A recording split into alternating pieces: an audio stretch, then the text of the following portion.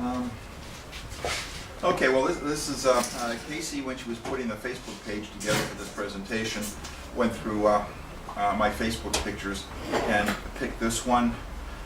Basically, as some folks may know, there's been a long, multifaceted struggle to deal with our Massachusetts healthcare situation, which we're going to look at in agonizing precision shortly.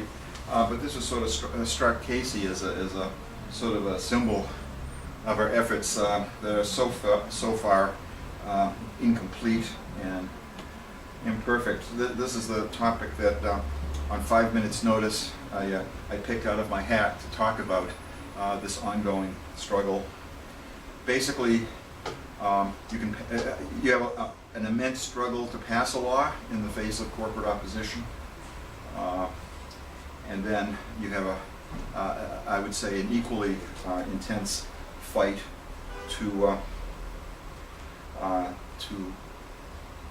get the law to begin to do what you wanted it to do, and again, against intense corporate opposition, with a lot of help from the folks who walk the marble halls of the State House. My basic starting points, actually I'm quoting, I think it's Lenin here, organization gives strength.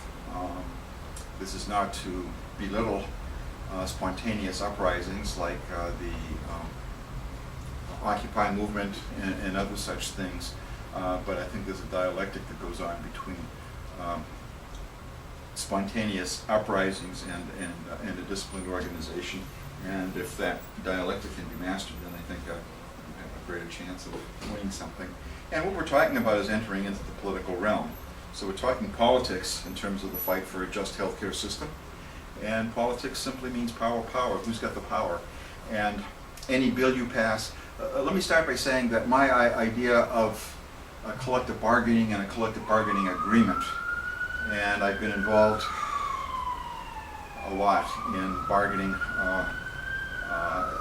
with the Massachusetts Nurses Association and, over many years, and before that other unions.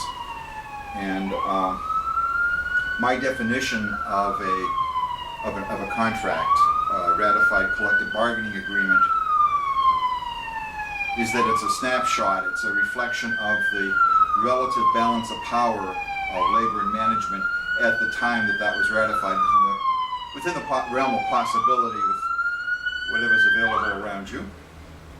Anyway, so that's, and I think the same in some respects, at least I'll throw this out as a thesis. I think similarly, when you pass a law, it's a reflective, exactly what the language turns out to be, maybe reflective of the contending powers, but we'll see as we go along. Again, I'll throw out some terms. I know, Barbara, you've been part of the healthcare series, so if I get a little repetitive, I'll try to not to be too repetitive, but I throw the term healthcare justice around, or what the Labor Party used to call it in the 90s, just healthcare, and I've refined it over the years through experience as access, affordability, quality, and equality.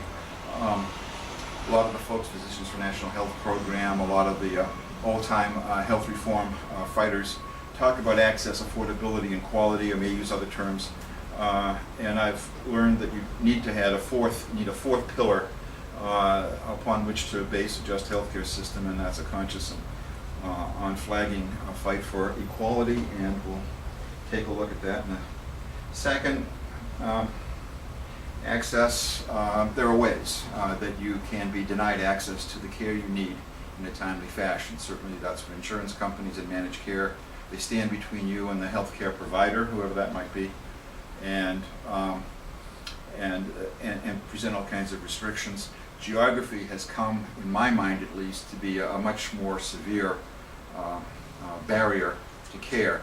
For example, a couple of Saturdays ago, a group of us from this area went out to North Adams to help the folks in that community celebrate, if you want, commemorate the first anniversary of the prompt closing of North Adams Regional Hospital. Now, the northern part of Berkshire County has been abandoned by industry. GE packed up and left many years ago, other large employers. So it's a really depressed community, largely of older people, because a lot of the younger folks, no jobs, have tried to move elsewhere. It's a community with special needs, and in the end of March last year, the CEO announced that would be shutting down that hospital in 3 days. Everybody went ballistic. Martha Coakley, the Attorney General, went out and talked to a judge, had a little temporary restraining order, and then let that slide by, so that because the CEO said, "Oh, we don't have any money or supplies," and the nurses on the inside and others who were working on the inside said, "We have supplies. We have enough. We can't keep going until we find what we need." Anyway, geography is a barrier, and timeliness. If you have endless delays, appeals, and all of that, care delayed is care denied. So there are all these barriers to access. Affordability, you have to pay for a premium. If you find a premium that's low enough that you can afford to pay, it's probably linked to high deductibles, high co-pays. You might even have co-insurance and other insurance policy to cover the gaps in the first insurance policy, and growing out-of-pocket expenses. So whenever you pick up a newspaper and they talk about, great, we've bent the curve on the increase in healthcare, the increasing costs of healthcare, what that comes down to is the closing of facilities, the cutting back of services, the shifting of costs onto the individuals and their families, and as we've seen from communities, the abandonment of communities if they can't suck enough profit out of that particular community. So quality, by that, as you saw in an earlier slide, I pretty much mean will you survive your encounter with the system. In 1998, the Institute of Medicine, which is a quasi-public body organized by Congress, whose purpose is to report and advise Congress on health policy matters. The Institute of Medicine published a document called "To Err is Human." And at that point they said that up to 98,000 people in U.S. hospitals every year die unnecessarily. Errors, mistakes, omissions, whatever. That study was repeated by Publica a year and a half ago, and what they came up with was that 220,000 people die unnecessarily in U.S. hospitals every year, and it might even be as high as 440,000, because a lot of incidents don't get reported. There's a deregulation of a lot of reporting requirements and so forth.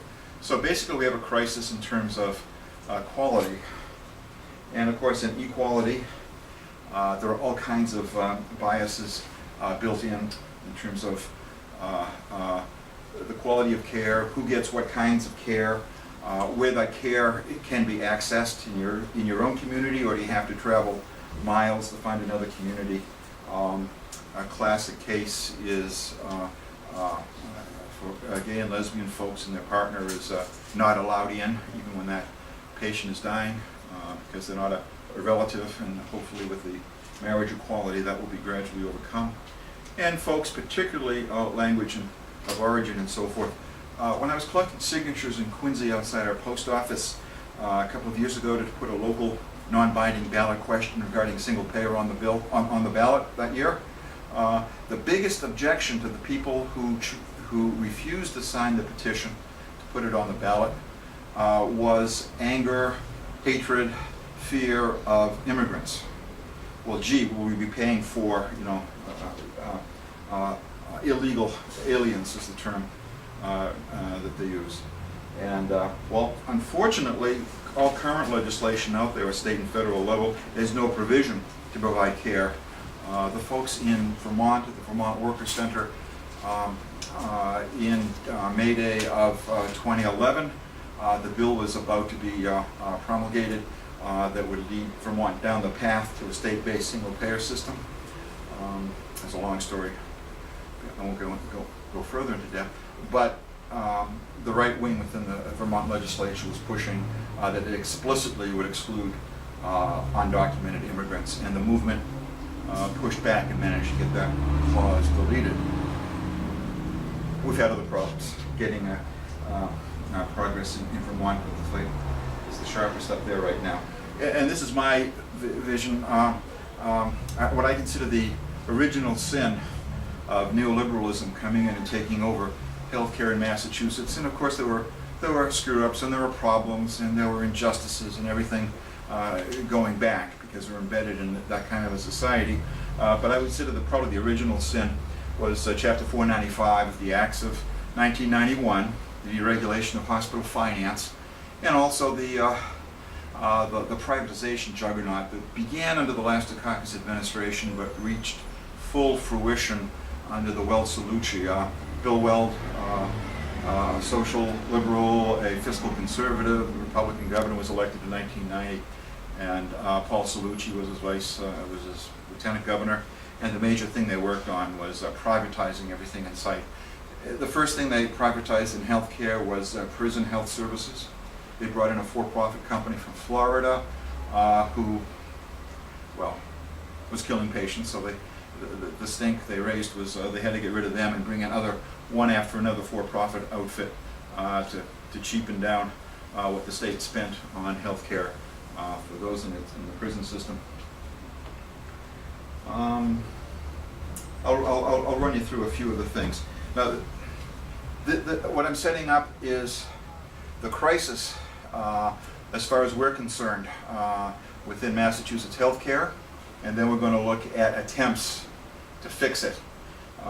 Like I started to say, certainly under the Weld-Cellucci administration, state hospitals, state health services, mental health services, developmentally delayed services, et cetera, were being whittled away, privatized, sent out to group homes and so forth without adequate, appropriate staffing to make sure they got the safe care that they needed and deserved.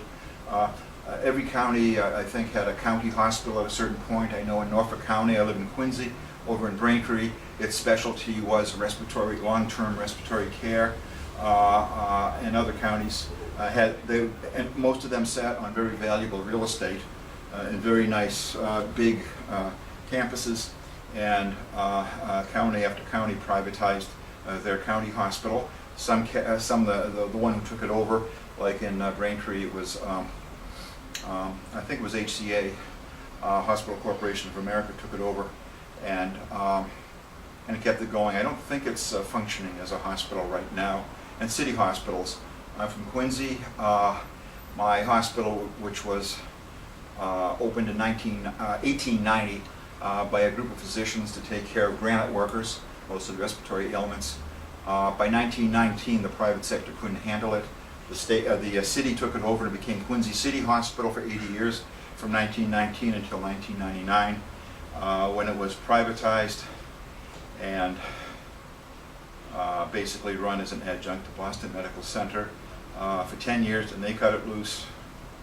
And now it's, well, by the end of December, it was shut down completely. It was taken over by a for-profit chain, Cerberus Capital Management, a wholly owned subsidiary of Cerberus.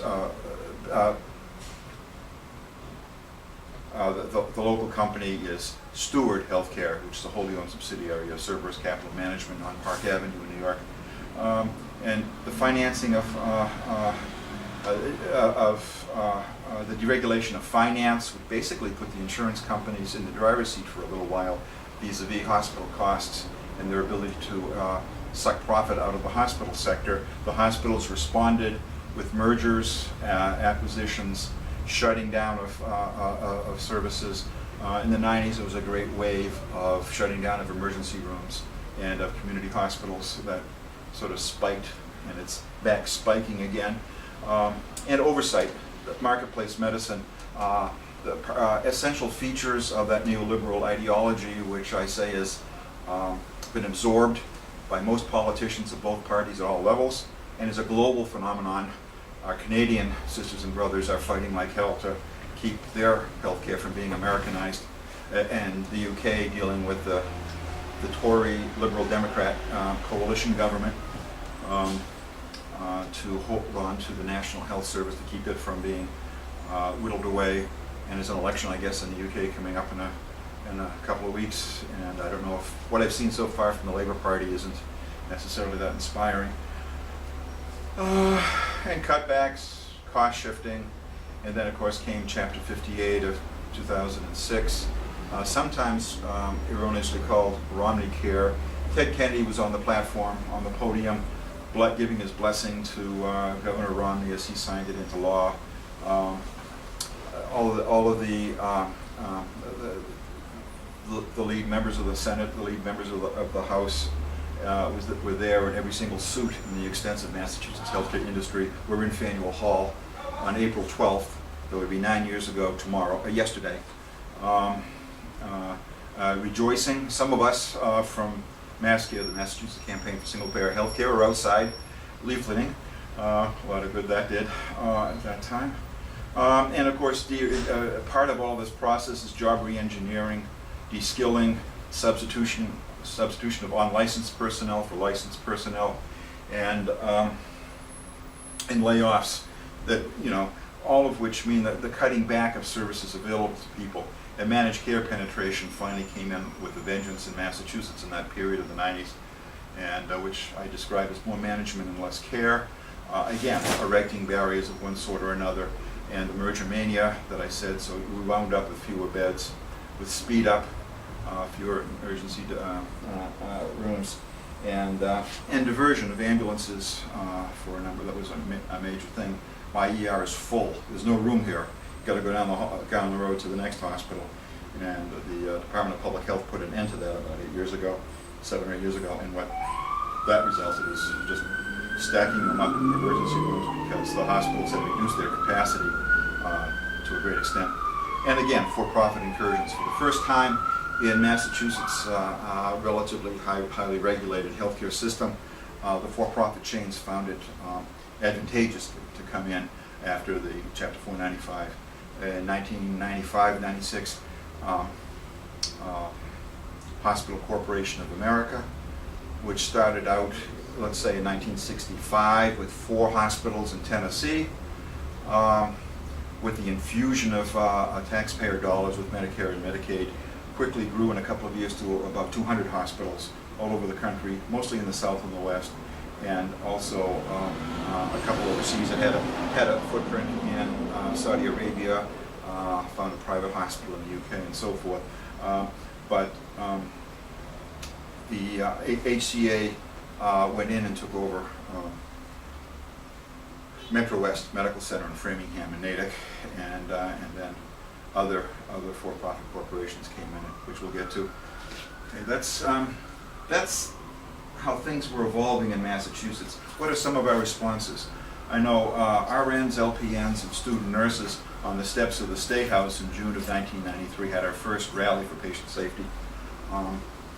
We got reports from, I chaired the, what you call the executive board for the union component of the Mass Nurses Association in this period, and we realized that things were going down a hill very rapidly, and we needed to try to foster some fight back. So we had a rally. By the following September, we gathered enough support within other divisions of the Nurses Association and from outside, and we launched a statewide campaign for safe care. The following, that November, we endorsed single payer at convention, and then we started, actually the way in which we endorsed single payer, Medicare for all kind of healthcare reform, was the resolution that I wrote was to endorse the local ballot questions. There was a number of progressive and labor organizations across the state had a number of local non-binding ballot questions calling on that state rep or that state senator to support a single payer measure whenever it came to the floor of the House. And then M&A filed a more comprehensive safe staffing patient safety legislation that had a number of different components, which are, can we do right now? So what I've identified up to this point in terms of fighting back against the neoliberal assault was the need to change the system, and we were looking at a single payer system, get rid of the insurance companies, getting rid of mandatory overtime, which I'll get into in a minute, and staffing adequately to provide the care that the patients need. Focusing just for a minute on single payer. MassCare is the Massachusetts Campaign for Single Payer Healthcare. It was founded within the Massachusetts Jobs with Justice. Jobs with Justice is a labor and community coalition fighting around workplace justice issues. And in about 1990, it organized a healthcare task force, a healthcare action committee, and we were meeting with that. Actually, we were meeting over in South Boston at the UE office there for a number of years. At one point, I think in 1991, we got a huge spool of red ribbon and ran it all the way around the John Hancock Tower as a demonstrative way to probably try to get some press. I don't know how much press we got. We had a lot of fun doing it, pointing out to the bureaucracy of the insurance companies are a major barrier to access to adequate health care. Coming off of the November 1994 battery of healthcare single-payer questions across the state, most of which did well. The only exceptions were in what I call the Great Metro West wasteland, which isn't fair to all the communities in the Metro West area, but in fact that's where it turns out that that's where a bulk of the conservative vote to block any number of progressive health care and other measures came from. But like I said, the rest of the state went forward. So buoyed with that, we decided to split off a special organization, MassCare, Massachusetts Campaign, which is now 20 years old. And I kid with folks saying that 20 years is a long time to maintain a campaign. We don't have a Massachusetts campaign, we have a Massachusetts Institute. We've got the best bill that's been refined every 2 years, every 2-year legislative cycle. We tweak it some more. We have the best policy wonks working with us. We've got some of the best legislators. At our peak, we only got 1/3 of the Senate and 1/3 of the House to sign on as co-sponsors to the Massachusetts Healthcare Trust, which for most of this period was how we described it. A few years ago, 7 people from MassCare had an appointment with the House Chair of the Joint Committee on Healthcare, which is what the committee was called at that time. I worked the night before, so I wasn't able to drag myself up to the State House for that meeting. But what I heard was, I thought, a little bit shocking. What I heard was that chair of that committee told the MassCare delegation that nothing comes out of her committee without the approval of the health insurance industry. And, So the next couple of weeks later, I was up at the State House and I bumped into Steve Tolman, who's now the president of the Mass AFL-CIO. At the time, he was our lead sponsor in the Senate for the single payer bill. And I said, Steve, what's this I hear? Is that true? And he said, well, it's not entirely true, because we do, back in the mid-90s, there was an attempt through managed care to limit to a new mother to 20 and baby to 24 hours in the hospital. And sort of we started to jokingly refer to it at that time as drive-through deliveries. So it was the massive groundswell. The women's movement, certainly the nurses, others in healthcare and others, raised an alarm. And in fact, we got that rolled back. So now you get 48 hours for an uncomplicated vaginal delivery. And again, again, pressing the case, what else were we doing to press single payer? In 1998 and 2000, it was primarily the Massachusetts Labor Party that did a number of ballot questions across different parts of the state, Greenfield, and then Chelsea, and Quincy, Boston, West Roxbury, and Weymouth. And they all did marvelous. They all, 67%, 77%, 82%. It's logical. People are going to support this when it's presented to them. We also got the Mass Medical Society and the Senate joined to do a study on how single payer would work in 1999, and they carried. big thing is in the year 2000, we had we did get a statewide ballot question, which had 4 different components, actually 3 different components. One of them we dropped the pharmacy demand, sort of an omnibus health reform, and we came within 2 percentage points swinging either way to win. The coalition split over whether to go forward or whether to accept a compromise that was worked out in the back room at the State House to provide a managed care bill of rights for patients and providers, finally, 5 years overdue at least, and a promise that there would be a definitive study on how to reach single payer in Massachusetts. So armed with that, 4 of the 8 groups that were part of that coalition backed off and were happy. The other 4 of us, which included the Massachusetts Nurses Association, kept on going to November. We were outspent 50 to 1. The insurance companies certainly were the major opponent to this ballot question, but they were joined by basically all of corporate Massachusetts ponied up, and we had $5 million in around-the-clock attack ads.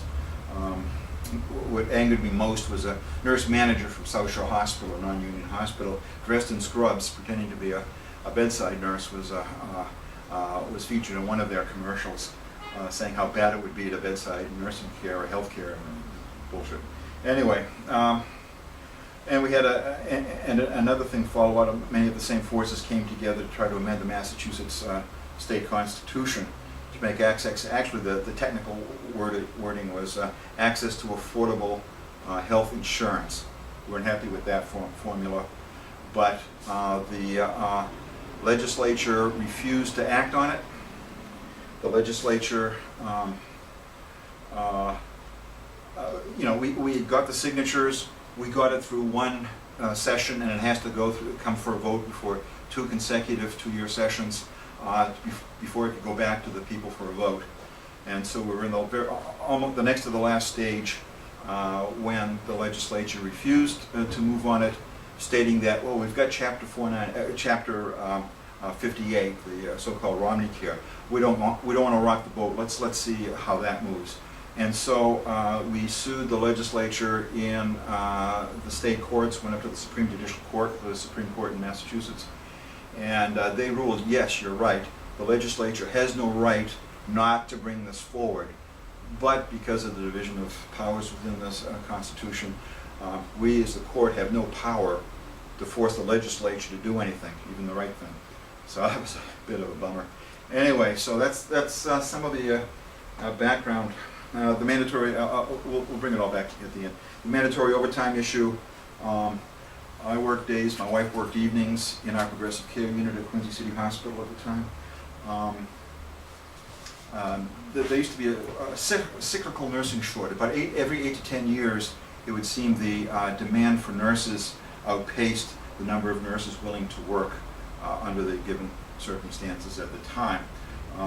There are different ways to do it. This particular one in the late 80s ended in 87 with part of the Dukakis healthcare reform, a massive pass-through of money to raise wages for direct caregivers. Sort of brought a lot of folks back from flipping burgers to actually treating patients. So it ended. But we had a case. The management referred to it as the Eaton grievance, and I always referred to it as the safe staffing grievance. My wife and an LPN had 8 very unstable patients. 2 of them were in leather restraints going through the DTs.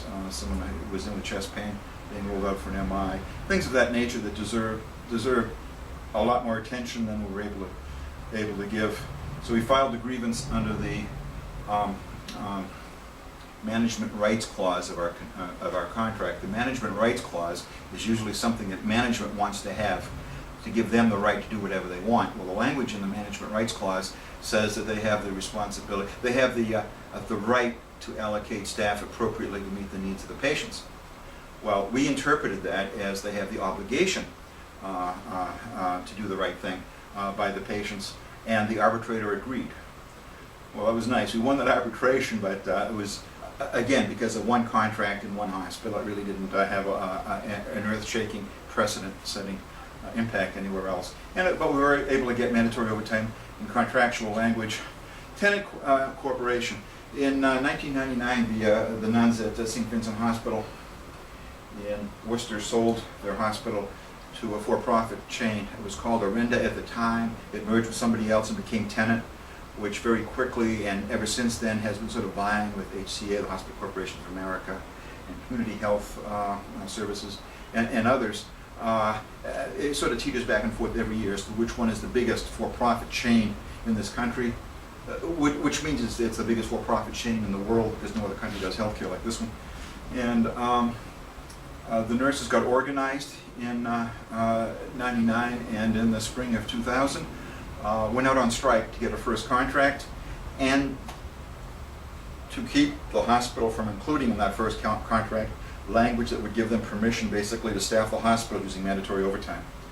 You know, at the end of 8 hours, or 12 hours, is more common now, but in those days it was mostly 8 hours. Either somebody calls in sick, or the census goes up, or whatever, or they just never cared, never filled the holes in the schedule at the beginning of the month. They would mandate people to stay for another shift. Now that, of course, became a particularly hellish crisis, particularly if you've got a number of single mothers, others, childcare problems. Many of the nurses are married to cops and firefighters and people overseas in the armed forces and so forth. So it was a real existential crisis every day. Am I going to get mandated to stay over? Will my babysitter be able to sleep over? What will I do? I know in one particular hospital, a nurse brought her kids in to work with her and let them sit in the ICU emergency waiting room, bugging the hell out of management and anybody else that went by, because she couldn't leave them alone and had no other option. And so that was a tremendous, we had a 49-day strike, and finally got language putting some limits that it had to be a real crisis in order to, for the management to have the right to mandate people stay. Brockton Hospital, 104-day strike. Again, very much a similar issue. The CEO of Brockton Hospital blew a $6 million surplus on the strike. He refused to allow into the contract just the vaguest language saying that the hospital accepted a responsibility to do its best to safely staff. And that was, well, anyway. One thing about the strike against Tenet in Worcester. There are two versions of what ended that strike. The accepted version is that Ted Kennedy came in and jawboned and settled the strike. The final round of negotiations were done in Kennedy's office with the help of Representative Jim McGovern from Worcester. And so many nurses I know are feel very close to the Democratic Party and the politicians. I wrote it up for Peaceworks magazine, and my interpretation was that we were winning that strike.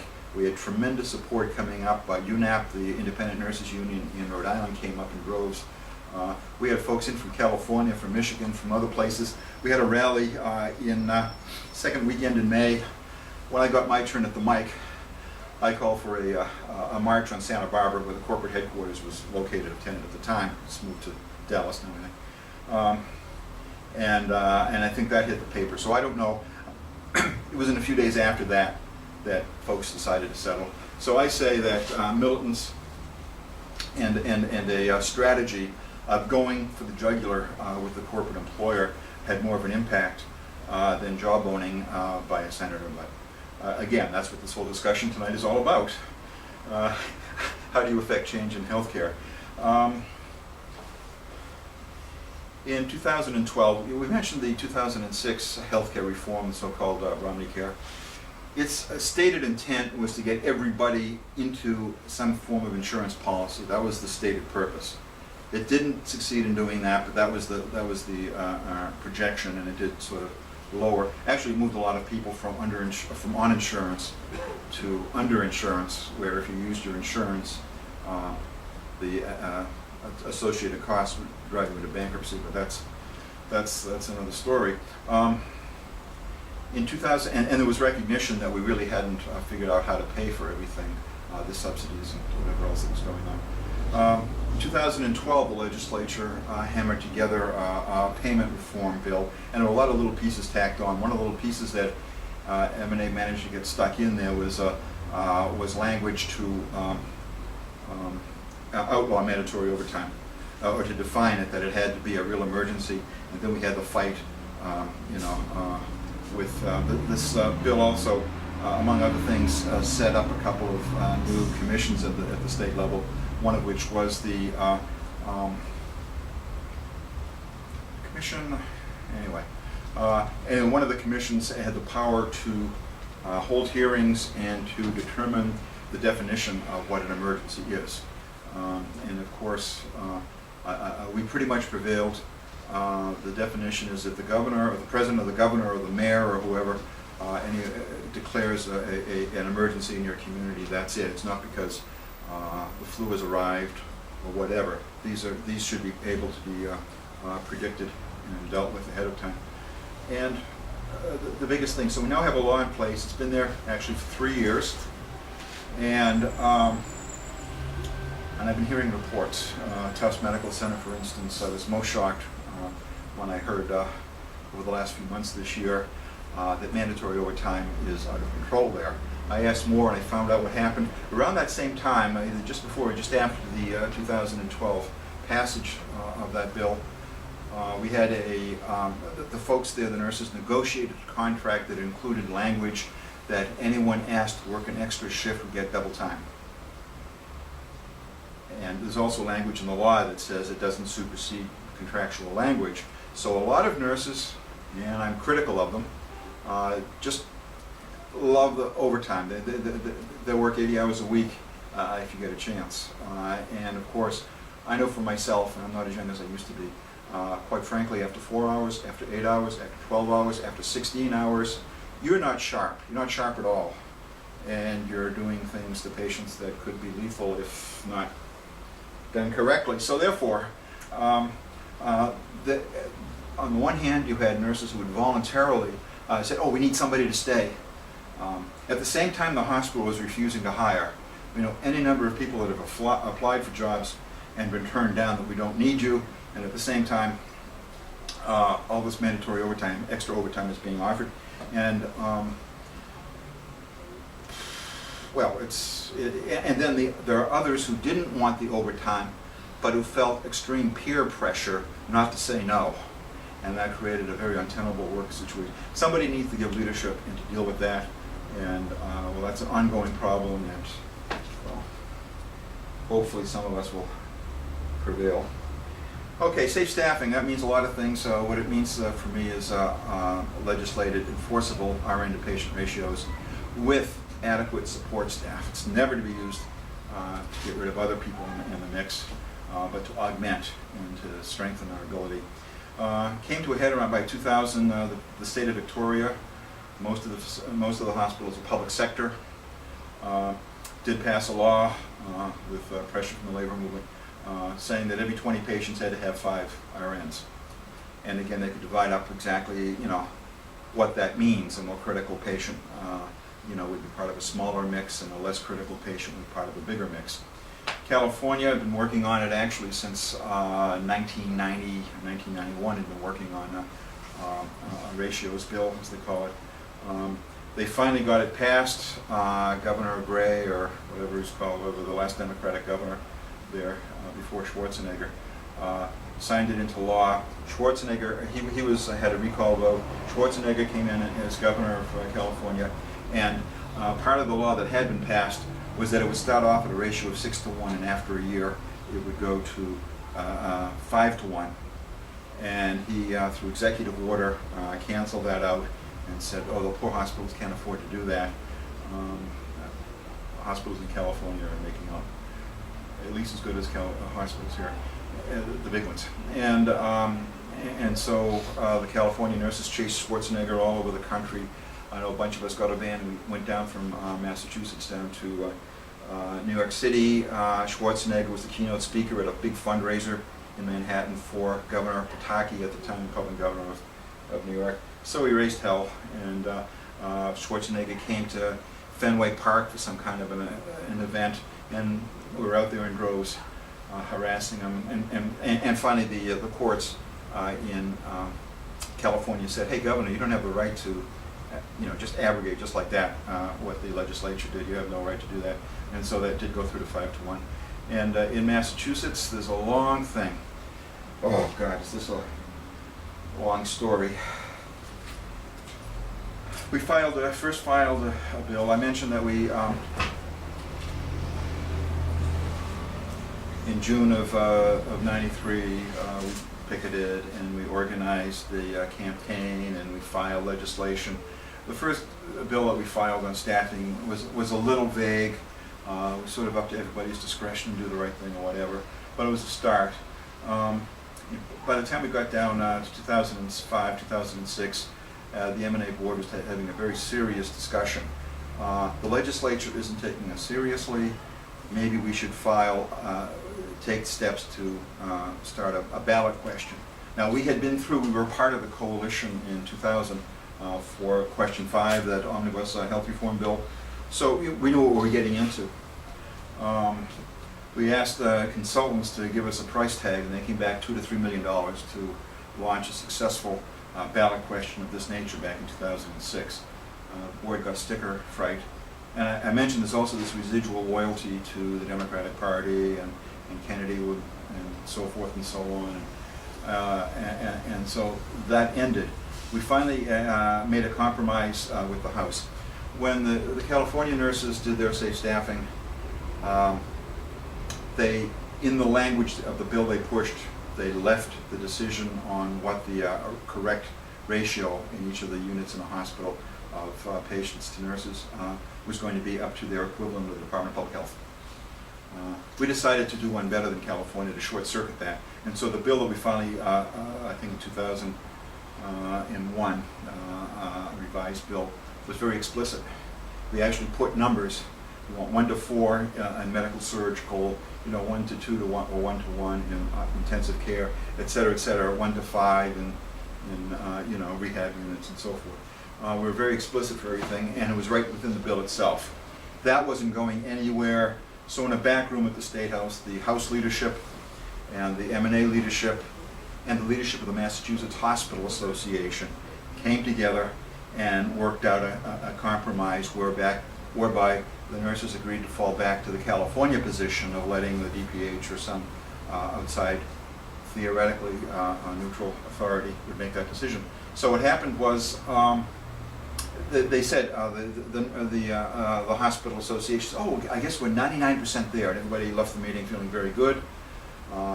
This is a Friday. Monday morning, they're out there blasting away how awful any idea of putting a restriction on the hospitals. The hospitals have to be flexible. They have to be free. The CEOs and the other administrators and managers have to do the right thing. So anyway, so we've got a bill. It got through the House, went over to the Senate, and the term ran out. In the even-numbered years in Massachusetts, they're election years. The formal session ends on July 31st, so nothing serious or controversial gets taken up after July 31st. Clock came, ticked on, the Senate let it die. 2 years later, the next 2-year legislative session did the same thing, went through the House, went over to the Senate. At this point, we had put so much political pressure, lobbying, built a coalition, mass senior action, jobs of justice, and so forth, and we're putting so much political pressure on the senators and on the Senate President, Terry Murray, from Plymouth at the time, that we had a solid majority saying they were committed to voting for our bill when it came before them, and a commitment from the Senate President that it would be our bill, it would be brought forward to the floor of the Senate for a straight up and down vote. The first week, the Monday of the middle week in July, the Boston Globe ran a story, and it said, Governor DeVal Patrick, recognizing that there's a $100 million shortfall in the budget, is asking the hospitals, the insurance companies, and the public to absorb that and to contribute toward the closing of that gap. Within that article also said the Hospital Association says that they'll put up $23 million if and only if the safe staffing bill is killed. So on Wednesday, the current Senate President, who was just a ranking senator at the time, Stan Rosenberg from Northampton, volunteered to draft and also alternate bill, and on Thursday it passed. The alternate bill was toothless, ineffective. It passed the Senate. It didn't correspond with the bill passed by the House, so it had to go to conference committee, and the clock ran out and nobody did anything. So at that point, we're extremely frustrated, and then began thinking, well, gee, maybe we should do a ballot question again. And then it came up. In the meantime, we're fighting it out contractually. We got some language into the UMass Medical Center contract. Later on, we got it into the Quincy Medical Center contract. That was in our contract in Quincy. It was for a certain number of nurses per patients per nurse on many of the floors, not all. We never got to the ER. And likewise, numbers for the nursing technicians, the basic support staff in terms of nursing care. Interesting, the nursing techs were part of 1199 SCIU, so some staffers at 1199 were a little miffed that we were negotiating staffing levels for their members, and said, well, you're not doing it, so somebody's got to do it. So we're fighting it. We're actually fighting for the to keep the membership of the other union up. But again, from this period until the hospital closed, grievance after grievance after grievance was filed around a lack of nursing technicians, not RNs. They did a fairly decent job of meeting the contractual demands for the nurses, but not for the techs, and we were fighting for them. Moot point, hospitals closed. All nurses, all techs, everybody else is looking elsewhere for work, or had looked elsewhere for work. Hopefully we found it by now.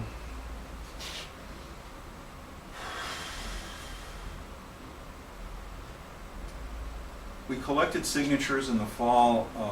We collected in all a couple of 100,000 signatures. The members themselves, we have a 23,000 member organization from North Adams, formerly from North Adams to Nantucket. The members collected the bulk of those signatures. A lot of staff put in a lot of hours to help collect those signatures, and we did hire professional collectors for the companion piece, because we also created a second ballot question at the same time, the Hospital Profit Transparency and Fairness Act, which would was an attempt to cap hospital margins, to capture extra revenue above a certain percentage, and to feed it back to the Medicaid reimbursements for community hospitals that were on the brink. Those are the two measures we put forward, got signatures for them. We required a second round of signatures early in 2014. Then Stan Rosenberg comes back again. He's, we know Terry Murray is going to retire from the Senate, so everybody agrees he's going to be the next Senate president. So nobody wants to piss him off, and when he says that I have a deal for you, the deal is this 1-to-1 ratio in all ICUs in the state. We got into a 4.5-hour special board meeting. I lost the vote on that one and resigned from the board. I didn't hear it at the time, but I heard later, talking to staff, we had staff meetings discussing it, there was a feeling that the members weren't ready to do what it took. Now, we had gone to the national union, National Nurses United, and we presented our case in December of 2012. We had $2 million coming our way from the national. We had got all the ducks in the row and everything else, and then we sort of backed off. And now we're back. The bill, both the Safe Staffing and the Hospital Profit Transparency and Fairness Act, are back in the legislative hopper, starting again from scratch. And there's a serious discussions going on that we should start collecting signatures again. So we'll see how that goes. I don't know if my tale is beginning to come through. These are the ER nurses at Quincy Medical Center. 1 year ago on Saturday, on April 11th, 2013, we had a 24-hour strike. Even though I retired in January of 2012, the committee wanted me to stay on negotiating. So we spent a total of 23 months negotiating with Stewart Healthcare, who took over our bankrupt hospital on October 1st, 2011. Spent 23 months negotiating a contract. The prior lousy administration had refused to extend our contract as we were in contract negotiations. So actually the hospital went bankrupt and was sold to a new owner, and we did not have a contract in place. We had our bargaining unit in place, we knew what we were doing, you know, and the members were tightly organized. By the time the strike authorization vote came in March, the month before the strike, we knew exactly where everybody was at. And actually I predicted the outcome of the ballot, the secret ballot, to decide on whether to authorize the strike or not, more accurately than the organizer who was assigned to us, who's a good friend with a strong left background, came out of UE. Of the 13 people that voted not to authorize the strike, not a single one of them was seen crossing the picket line, and actually half of them showed up on the picket line with us. So I mean, it was a very solid action, and the issue actually that broke the camel's back in this particular case was that the hospital, again, this for-profit slash and burn, it closed down the surgical unit where the beds were for surgical patients, shut the unit down, gave us too few in-house beds, so as patients came in, they were being bunked in the emergency room for sometimes days on end, because there was no place else to put them, and they weren't going to send them to another hospital. They wanted the business. So this was totally unconscionable. So we took a strike vote. So we struck for 24 hours. Then we got some respect. Then all of the brass would come to the table, and then part of the negotiations were also, from that point on, ongoing with the other Stewart hospitals. We had joint bargaining going on, and it took, like I said, a total of 23 months to finally rebuild the contract that we went bankrupt without having in place. And I especially like I like all the signs. I like the one here in the middle. I'm not walking out, I'm standing up. And I think that's the attitude you need. And again, in May of last year, at a rally on the State House, we were hoping for 1,000 nurses from all over the state and supplied buses, and we got a couple of hundred. And it was for a rally on the Common, and then lobbying inside the House to hit all of the senators and reps to press home the case. Maybe they would settle it and we wouldn't have to go to the ballot question if they gave us what we wanted. And all we got out of that was a measly 1-to-1 for ICUs, which was not the major problem. The major crisis in patients dying and suffering in Massachusetts and everywhere is on the med-surg floors, the large med-surg floors. Anyway, how do you win? Where do we go from here? There are some unions that feel a partnership with the boss will have smooth over any kind of ruffles. And as I've already complained a little bit, there seem to be too many people want to ingratiate themselves with the Democratic Party establishment in Massachusetts. And one of the consultants, one of the ballot campaign consultants that advised the M&A board to drop the ballot question and just accept what I thought was far too little for all the work that had gone into it and the seriousness of the issue, used the term Ted Kennedy incrementalism. We should be glad to get a little piece here, and we can come back next year or 2 years later, and we'll get another increment. Well, I happen to be a fan of Heraclitus, who said that all things flow. That river is going to keep on moving. You might get a few drops of water out of it this time, but by the time you come back and dip your dipper in again, it's a different river, and you're different, and the circumstances change. We can't do incrementalism. We need to take this issue of unsafe staffing that kills patients off the table now. So, needless to say, I let him know what I thought of him. And my suggestion is perhaps tight organization and clear vision is what you need to get. First off, the troops in place, and then to win the battle of getting a just law enacted. and then to keep enforcing it. Like I said, we got the mandatory overtime bill, but guess what? It's not doing what we wanted to. And basically, this is what I come down with. And I tell this to everybody at MassCare and anybody else that will listen. When we have 10,000 people marching on Park Street with pitchforks and firebrands, driving the lobbyists out of the State House, then we'll have a good shot at passing decent legislation to try to turn this healthcare system around. And ultimately, well, we need to do more than that. I'm not a social democrat. I know what we need to do to go beyond that. Anyway, that's my pitch. I'm going to get in the water. Any comments, questions, responses, anger?